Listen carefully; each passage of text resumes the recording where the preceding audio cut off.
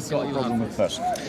Right, so I don't know whether you were born a Muslim or you're converted to Islam, but you're told constantly, aren't you, that we know who brought the hadiths and we know who said what in the hadiths, right? So I'm going to show you something that disproves that. Okay. Right? I'm going to show you something that demonstrates that hadiths, even Sahih Hadiths, have made up information. Okay. Right? And all you've got to do is just think like a reasonable person. Yeah, I try to. Yeah, me and you both know how the hadiths work. Yeah. Person A says to person B, person to person C, who says to person D, this is what I heard from Muhammad, or this is what Muhammad did, or it comes straight from Muhammad himself, i.e. he's in the chain kind of thing. Yeah. Or it's one of the Sahaba, and it's like, what did the Sahaba do? So we don't need to go over information we already know. Yep. So in Sahih al-Bukhari, book 1, hadith number 7, it's the story of Heraclius. Do you know the Christian emperor Heraclius? Yeah. Do you know that story? I think so. I think I Right. know what you're talking about. I'm going to give a short summary version, Yeah. but we can go. I've got the hadith, so we can dig into any part that we need to. So Sahih al-Bukhari calls in this emissary from one of the Arab Sufyan. tribes. Is it Abu Sufyan? Abu Sufyan, Yes, I know this. Calls him in, you know him, right? Yeah. And he asks him a load of these questions about Muhammad, Yeah, he's teaching his and then he says, right, I think that's great, and he writes off to a friend, and his friend writes back to him, and then he goes, yeah, I want to convert, and he calls all the leaders of the Christian world together, and he says, I think we should all become Muslim, and they're all terrified and think that it's a horrible idea. They all run for the doors, and then he goes, no, hold on, guys, I was just joking. Everybody come back, right? That's the basic characterization of the story. I don't know that part of the story. Yeah, it's here. But here's the thing, okay? Let's be right. Right, bear with us. Going on. I think it's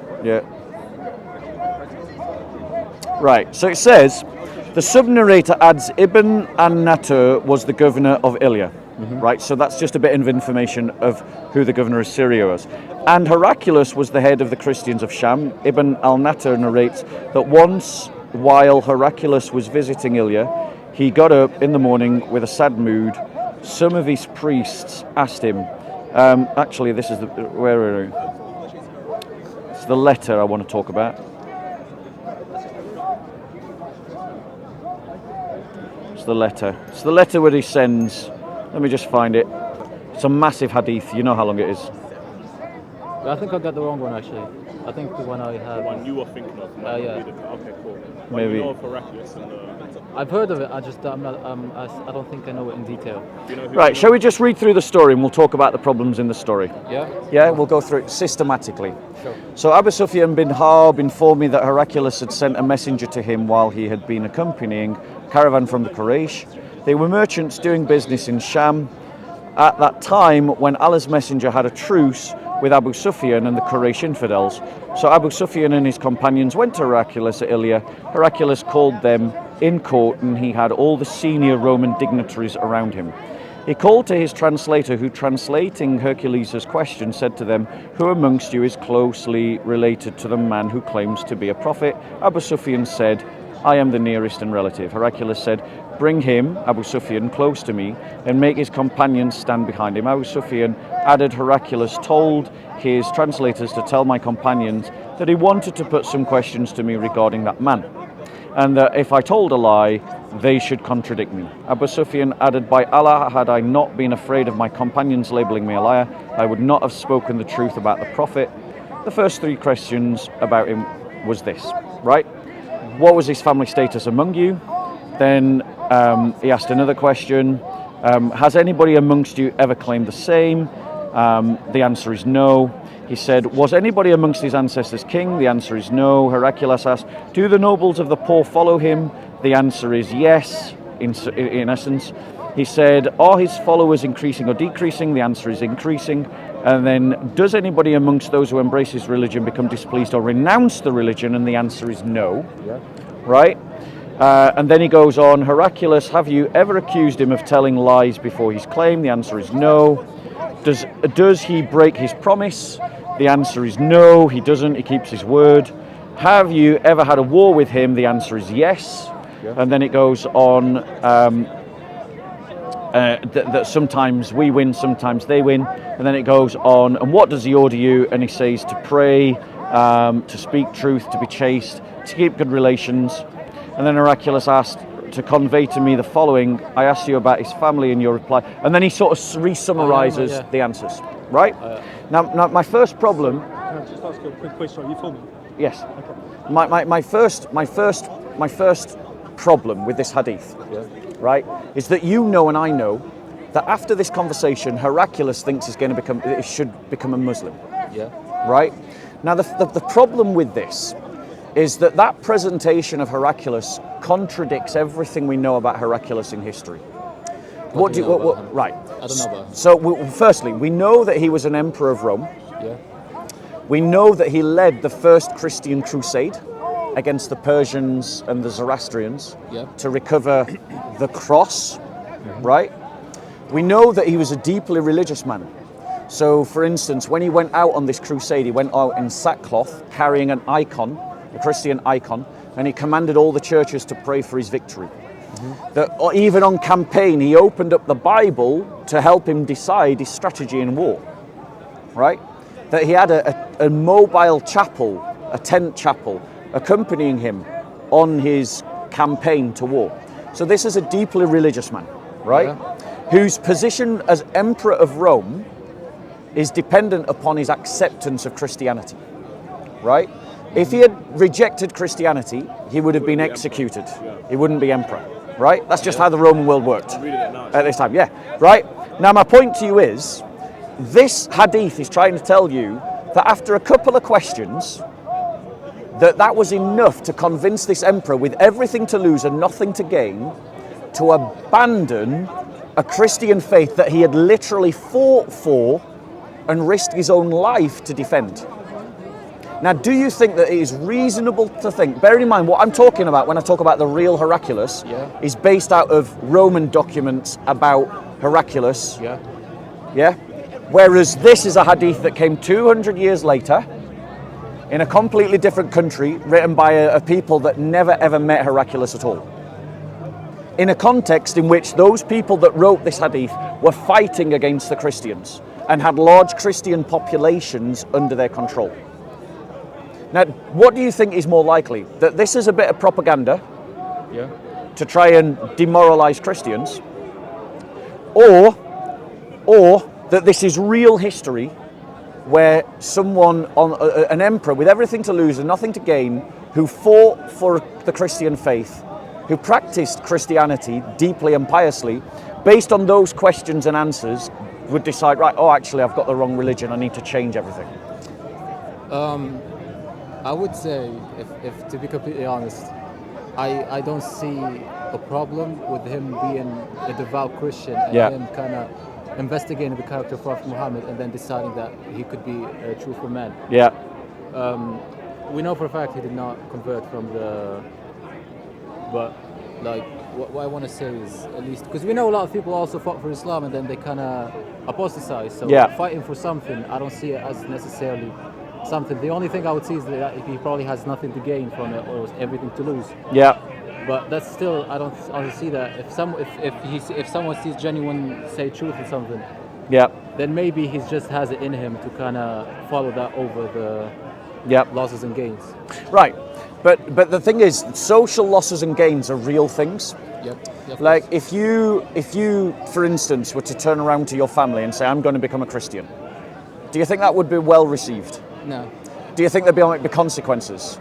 Yeah, there will be one, And do you think that those consequences give you pause for thought about becoming a Christian? Not as much as not that much. To be honest. I don't want to like.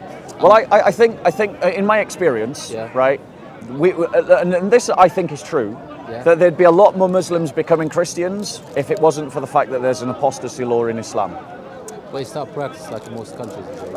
Which is slightly separate from the point I'm making. What I'm pointing out to you is that where there are real social consequences, right? And bearing in mind he's emperor, his entire position as emperor of Rome. And by the way, he achieved becoming emperor through his own efforts. Like he dethroned an emperor to become an emperor. It was a battle to right? So he wanted to become emperor, right? Okay. Now you've just got to think about the psychological picture that we have of Heraclius in history versus the psychological picture of this man, this fictional Heraclius. Because the real Heraclius desired to become emperor, wanted to become emperor, put things in motion to become emperor, and did so with deep piety in his religion, so much so that he fought the first religious war that the Christians ever fought to recover a piece of wood, the Holy Cross, from the Persians. This is not a man that's going to give up his faith in 2 minutes. Well, clearly he's heard of him, doesn't he? He's heard of Muhammad, yeah. Yeah. But he doesn't know much about him, does he? Yeah, not much. Not much, because he's asking, these questions are really basic. Yeah. Does anyone, does he come from a royal family? No. Is it the poor people that follow him? Yes. Do people who embrace his religion leave? No. He doesn't really know about it. So this is not much to go on. These questions and answers are not really much to make a big decision on. But Heraclius in this story is meant to then go up to the entire Roman elites and go, hey guys, we got the wrong religion, let's all change. Yeah, yeah, I'll show you. Right, bear with us. Yep. So he goes on. Bear with me. I think that's the end of it, isn't it? No.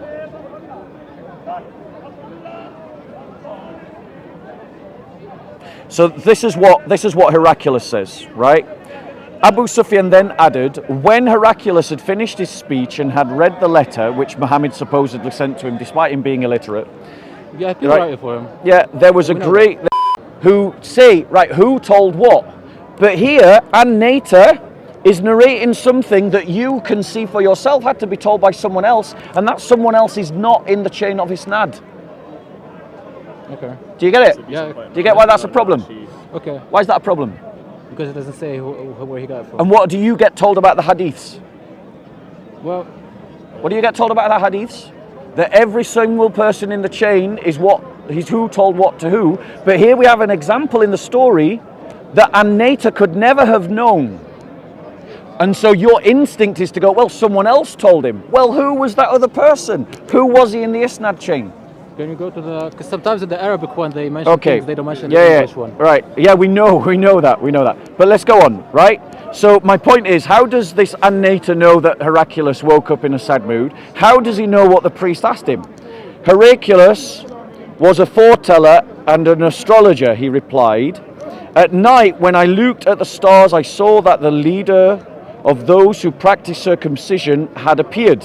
How does An-Nater know that Heraclius said those words? Those are words that have been put into the mouth of Heraclius. How does An-Nater know Heraclius said those words? Yeah? Good point. Really good point. Right, it goes on. Those who practice circumcision had become the conqueror. Who are they who practice circumcision? The people replied, so this is actually a conversation. Actually, it's a conversation. The people replied, except the Jews, nobody practices circumcision, so you would not be afraid of them, the Jews. So how does An-Nater know this conversation between the priests and Heraclius is going on? How does An-Nater know that? I want to go back to the Arabic. Because there's a lot of change. You know. Yeah, there is a lot. We can go to the Arabic. Yeah, I want to go there. Right, we will. I just want to see if there's something missing there. Yeah, but would you agree that in the English we can clearly see a problem? An-Nater is claiming to have access to information that he could not possibly have known. And the only way that he could known it is if someone told him, but the person that told him isn't in the Isnad chain. Yeah, that's fair enough. Is that a problem for a hadith? That's fair enough. Is it a problem for a hadith? Yeah. Is it a problem for a Sahih Hadith? Yeah, I would say so. Now, doesn't it demonstrate, right? And we will go to the Arabic. I promise you we will go to the Arabic. I definitely will. But I want to land my point. Yeah. But you're told that you can trust Sahih al-Bukhari because he checks everything. He checks each person knew the person before him, who knew the person before him, who knew the person before him, and that each person in the chain was 100% honest and 100% reliable. And what we have is clear fiction. What we have is a clearly made up story. Or alternatively, what we have is an isnad chain that is not secure. But either way, you've got a problem with your hadith. Okay. And that means you've got a problem with Sahih al-Bukhari. And how important is Sahih al-Bukhari to the understanding of the Quran? And the thing is, if Sahih al-Bukhari allowed in a piece of fiction here, how do you know he hasn't allowed in other pieces of fiction? Because remember, this isnad chain connected to this hadith is supposed to be 100% reliable. But it's not, it's clearly fiction. Okay. Yep. Right? But that means that how can you trust all the other isnad chains? How do you know that they're not also fiction? Do you get my point? Yeah, I get your point. Now, I promise you we go to the Arabic. So if you can find the bit in the Arabic that's connected to this, yeah, you tell me what you see in the Arabic. Here's the Arabic. I obviously can't read Arabic. No, I'm going to hold my own phone, but No worries. you feel free to move it up and down as you need to. Well, there it is.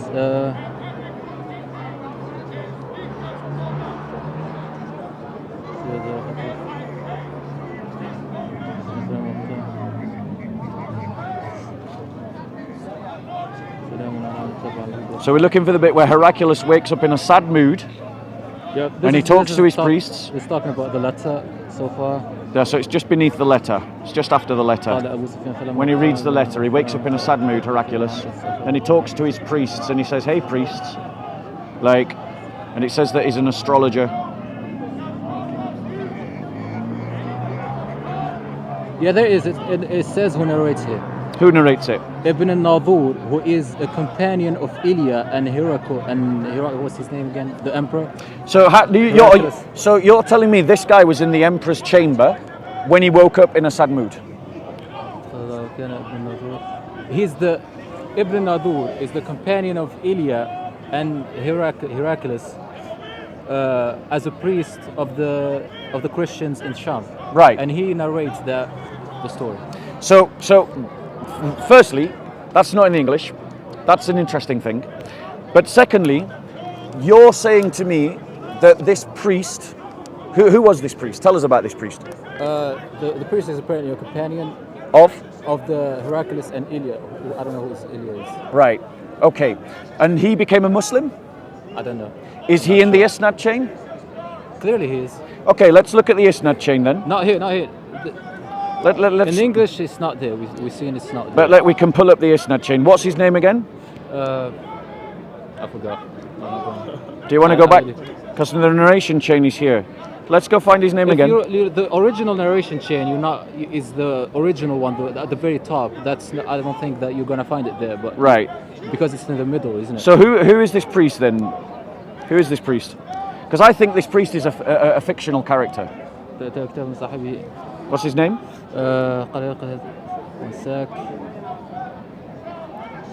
قال ابن الناظور. No. Is that Ibn Nata that I was saying? Maybe I'm mispronouncing his name. Maybe, yeah, I think that's it. Because Ibn Nata. Natur, Yeah, Natu. Yeah. So you're saying this priest became a Muslim? I'm not saying that. I'm saying just who he is. I don't know who he is. Right. Let's look at the Isnad chain. Let's just see what. Oh, I've gone past it. Oh, rubbish. I think you have. Yeah, I have.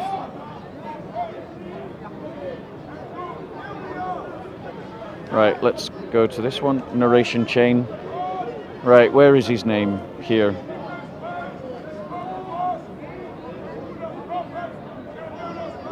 Well, you see, he's not in the narration chain here.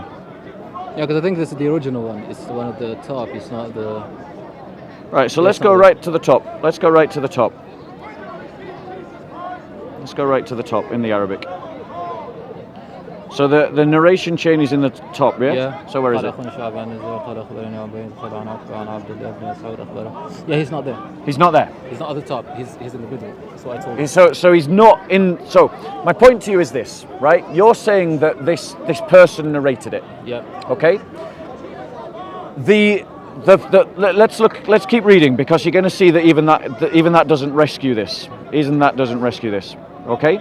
So Ibn Natu. Yeah. Is where have we got him? Let's get back to him. It's long. It's very long. Yeah, Ibn Natu. Where is he? Yeah, convey. It's down here further. As I say, Governor of Basra founded contents. No. Yeah. O people of the scripture, Abu Sufyan, and then it's the sub-narrator, yes, Ibn an-Nater. Is that Yeah, that the, one. Yeah, that's the guy. That's probably the guy. Yeah. Right, but he's not at the top of the hadith in the Arabic, and he's not in the English narration chain. When I say he's just mentioned in this story, Yeah, because so he's mentioned in the matin, but he's not in the isnad chain. Yes, because you know what the isnad is. The isnad is who tells the original story. Right, Yeah. but the isnad chain, he's not there. We looked at the isnad chain. Because you know what the isnad. So he's just in the matin. The matin is the content of the hadith. The isnad chain are the narrators. And what we're saying is that he's not mentioned in the isnad chain. So in other words, it's just a story. This Ibn Natu doesn't exist. He's not in the... I'll tell you, if I read that, even without you shedding light on these things, Yeah. I would certainly understand, because these things are kind of more of a Right. Let's general, press but I would on. understand that what we know to be authentic is is the part where Abu Sufyan is kind of with the emperor, but Yeah. the second part, Yeah. I would not be so sure. But that's understandable from kind of... Right. So be honest. I want to keep going. Okay. Because if the thing is, if a name just appears in the matin but it's not in the isnad chain, then for me that isn't good enough. You're told that it's about the isnad chain, so I need you to show me in the isnad chain. What I'll tell you is, I'll tell you something, because there's a little bit of difference in detail. Yeah. What the isnad is, Abu Sufyan is telling this. Abu Sufyan heard this. This is what the isnad is kind of for. So Abu Sufyan is kind of heard this, but we cannot. Whoever told him this story is the thing that's in question. Right. Here's another problem. Right. Yeah. It says let's continue to read, because I think this hadith is clear fiction. Okay. And I'm trying to demonstrate to you why I think it's fiction. Yeah. Right? Sure. Part of that reason is that it's claiming knowledge that it can't possibly have. Part of that reason is because it's relying on people that aren't in the isnad chain, and thus demonstrating that your isnad science is not what it's made up to be. Yeah? No. Part of it is that it doesn't reflect who Heraclius was in history. So I'm building a case why I think this is fiction.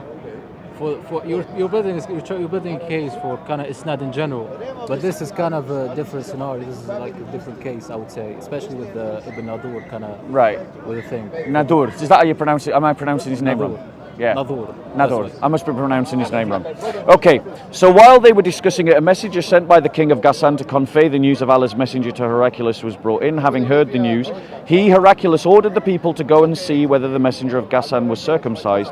The people, after seeing him, told that Heraclius he was circumcised. Heraclius asked him about the Arabs. The messenger replied, Arabs also practice circumcision.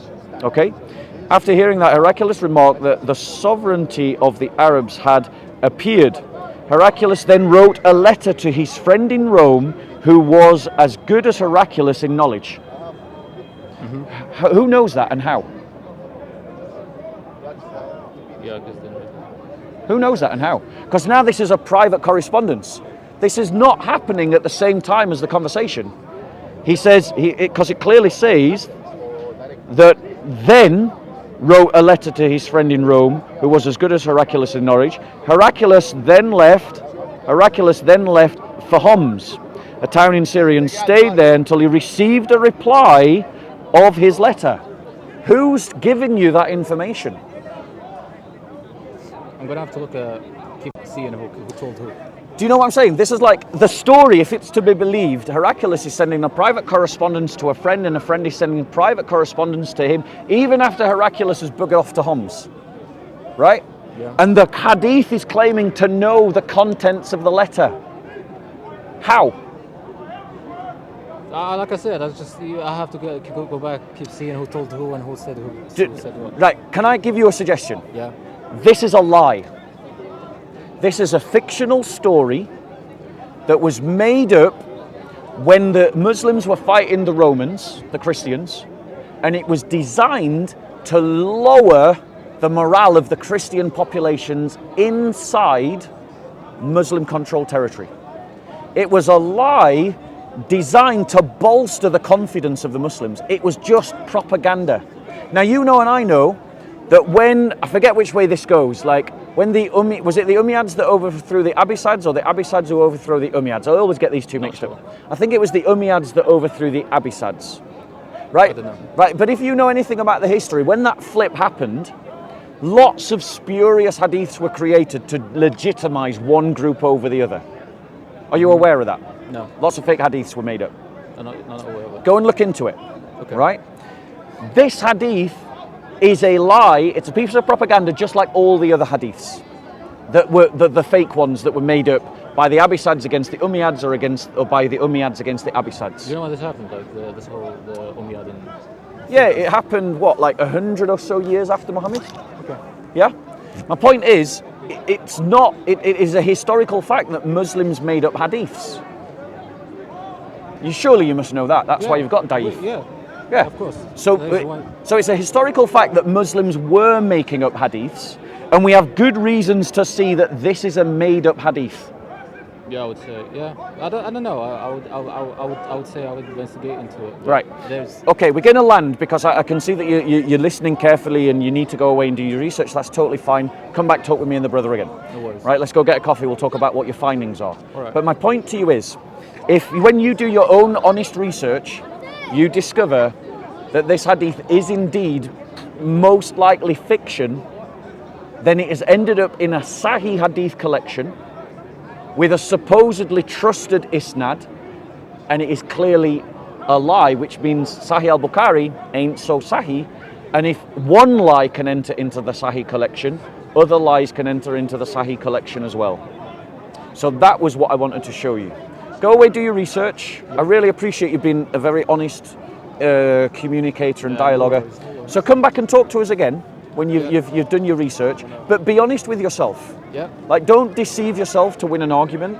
It only benefits you to be in the truth. Do you know what I'm saying? Yep. Even if the truth leads you out of Islam, it only benefits you to be in the truth. Yeah? And truth is more important than family. Truth is more important than acceptance by a community. Truth is more important than security. I agree. Right. Now, so that was what I wanted to show you about the hadith problem. So now we'll come over to what your problems are about the Bible.